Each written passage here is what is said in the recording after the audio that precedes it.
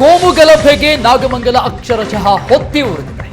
ಈಗ ಈ ಘಟನೆ ನಂತರದಲ್ಲಿ ಡಿಜಿಪಿ ಅಲೋಕ್ ಮೋಹನ್ ಜೊತೆಗೆ ಸಿಎಂ ಸಿದ್ದರಾಮಯ್ಯ, ಗೃಹ ಸಚಿವ ಪರಮೇಶ್ವರ್ ಚರ್ಚೆ ಮಾಡಿದ್ದಾರೆ. ಗಲಭೆ ಪ್ರಕರಣ ಹಾಗೂ ನಾಗಮಂಗಲದ ಸದ್ಯದ ಪರಿಸ್ಥಿತಿ ಬಗ್ಗೆ ಚರ್ಚೆ ಮಾಡಲಾಗಿದೆ. ಕಾವೇರಿ ನಿವಾಸದಲ್ಲಿ ಸಭೆ ನಡೆಸಿದ್ರು ಸಿಎಂ ಸಿದ್ದರಾಮಯ್ಯ, ಗೃಹ ಸಚಿವ ಪರಮೇಶ್ವರ್ ಡಿಜಿಪಿ ಅಲೋಕ್ ಮೋಹನ್ ಜೊತೆಗೆ ಚರ್ಚೆ ಮಾಡಿದ್ದಾರೆ. ಈ ಸಂಬಂಧಪಟ್ಟಂಗೆ ರಾಜ್ಯದಲ್ಲಿ ಕಾನೂನು ಸುವ್ಯವಸ್ಥೆ ಬಗ್ಗೆಯೂ ಕೂಡ ಸಮಾಲೋಚನೆ ಮಾಡಲಾಗಿದೆ. ಡಿಜಿಪಿ ಅಲೋಕ್ ಮೋಹನ್ ಜೊತೆಗೆ ಸಿಎಂ ಸಿದ್ದರಾಮಯ್ಯ, ಗೃಹ ಸಚಿವ ಪರಮೇಶ್ವರ್ ಅವರ ಚರ್ಚೆ. ಕೋಮು ಗಲಭೆಯ ನಂತರದಲ್ಲಿ ನಾಗಮಂಗಲದಲ್ಲಿ ಸದ್ಯಕ್ಕಿರುವಂತಹ ಪರಿಸ್ಥಿತಿ ಹೇಗಿದೆ, ಈ ಪ್ರಕರಣದ ಹಿನ್ನೆಲೆ ಏನು, ತನಿಖೆ, ಎಲ್ಲ ವಿಚಾರಗಳ ಬಗ್ಗೆ ಚರ್ಚೆ ಆಗಿದೆ. ಇದರ ಜೊತೆಗೆ ರಾಜ್ಯದಲ್ಲಿ ಕಾನೂನು ಸುವ್ಯವಸ್ಥೆ ಯಾವ ರೀತಿ ಆಗಿದೆ ಈ ಬಗ್ಗೆ ಸಮಾಲೋಚನೆ ಆಗಿದೆ. ಇನ್ನಷ್ಟು ಡೀಟೇಲ್ಸ್ ಕೊಡ್ತಾರೆ ನಮ್ಮ ಪ್ರತಿನಿಧಿ ಮಾರುತೇಶ್, ದೂರವಾಣಿ ಸಂಪರ್ಕದಲ್ಲಿದ್ದಾರೆ. ಮಾರುತೇಶ್, ನಾಗಮಂಗಲ ಗಲಭೆಯ ಮೊದಲಿಗೆ ಎಚ್ಚೆತ್ತುಕೊಳ್ಬೇಕಾಗಿತ್ತು ಗೃಹ ಇಲಾಖೆ, ಆದರೆ ಲೇಟ್ ಆಗಿ ಆಕ್ಟಿವ್ ಆಗ್ತಾ ಇದೆ. ಈ ಸಭೆಯಲ್ಲಿ ಏನೇನು ಚರ್ಚೆ ಆಗಿದೆ? ಪ್ರಮುಖವಾಗಿ ಒಂದಿಷ್ಟು ಕಟ್ಟುನಿಟ್ಟಿನ ಕ್ರಮಗಳೇನಾದ್ರೂ ಬರುತ್ತಾ ಇನ್ಮುಂದೆ? ಬರಬಹುದು ಅಂತ ಅನ್ಸುತ್ತೆ. ಯಾಕಂದ್ರೆ ಅರುಣ್, ಮೊನ್ನೆ ಆದಂತಹ ಘಟನೆ ಏನಿದೆ ಅದರ ಇಂಪ್ಯಾಕ್ಟ್ ಈಗ ಬೇರೆ ಬೇರೆ ಕಡೆಗೂ ವ್ಯಾಪಿಸಬಹುದು ಅನ್ನುವಂತಹ ಅನುಮಾನ ಗೃಹ ಇಲಾಖೆಗೆ ಇದೆ. ಸೊ ಆ ಕಾರಣಕ್ಕಾಗಿ ಇವತ್ತು ಮುಖ್ಯಮಂತ್ರಿಗಳು ಗೃಹ ಸಚಿವರನ್ನು ಕೂಡ ಕರೆಸ್ಕೊಂಡಿದ್ರು. ಜೊತೆಗೆ ಕಾನೂನು ಸುವ್ಯವಸ್ಥೆ ಡಿಜಿಪಿ ಅಲೋಕ್ ಮೋಹನ್ ಅವರನ್ನು ಕೂಡ ಕರೆಸ್ಕೊಂಡು ಚರ್ಚೆ ನಡೆಸಿದ್ದಾರೆ.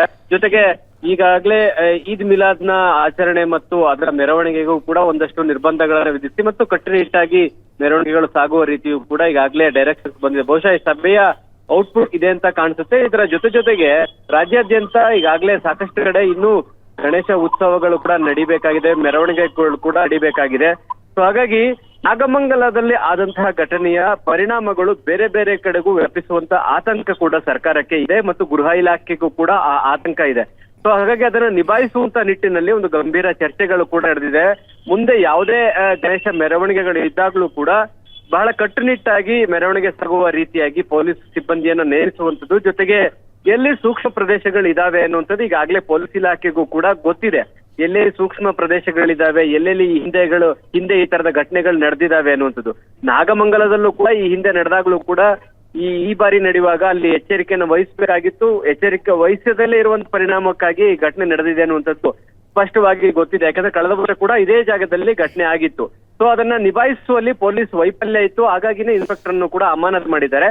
ಸೊ ಈ ಎಲ್ಲ ವಿವರಗಳನ್ನ ಮುಖ್ಯಮಂತ್ರಿಗಳಿಗೆ ಗೃಹ ಸಚಿವರು ನೀಡಿದ್ದಾರೆ. ಇದರ ಜೊತೆಗೆ ಮುಂದೆ ನಡೆಯುವಂತಹ ಮೆರವಣಿಗೆಗಳಿರ್ಬೋದು ಅಥವಾ ಇತರ ಆಚರಣೆಗಳಿಗೆ ಯಾವ ರೀತಿಯಾದಂತಹ ನಿಯಂತ್ರಣ ಮಾಡಬೇಕು ಮತ್ತು ಯಾವ ರೀತಿ ಬಂದೋಬಸ್ತನ್ನ ಮಾಡ್ಕೊಳ್ಬೇಕು ಅನ್ನೋದ್ರ ಕುರಿತಾಗಿಯೂ ಕೂಡ ಮುಖ್ಯಮಂತ್ರಿಗಳಿಗೆ ತಿಳಿಸಿದ್ದಾರೆ. ಮತ್ತು ಮುಖ್ಯಮಂತ್ರಿಗಳು ಕೂಡ ಈ ರೀತಿಯಾದಂತಹ ಅಹಿತಕರ ಘಟನೆ ನಡೆದರೆ ಕ್ರಮ ಕೈಗೊಳ್ಳಿ ಅನ್ನುವಂಥದ್ದನ್ನು ಹೇಳಿದ್ದಾರೆ. ಮತ್ತು ಯಾರೇ ಈ ಘಟನೆಯಲ್ಲಿ ಇದ್ದಾಗಲೂ ಕೂಡ ನಿರ್ದಾಕ್ಷಿಣ್ಯವಾಗಿ ಕ್ರಮ ಜರುಗಿಸಿ ಅನ್ನುವಂಥ ಸೂಚನೆಯನ್ನು ಕೂಡ ಮುಖ್ಯಮಂತ್ರಿಗಳು ನೀಡಿದ್ದಾರೆ.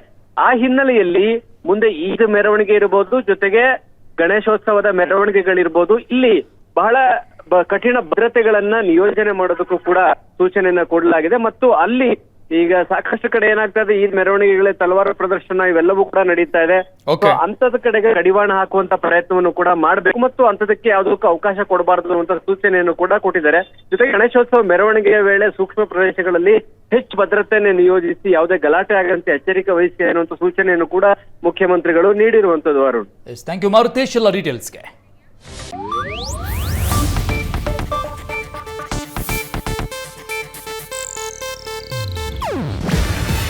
ಇದು ಏಷ್ಯಾನೆಟ್ ನ್ಯೂಸ್ ನೆಟ್ವರ್ಕ್ ಪ್ರಸ್ತುತಿ.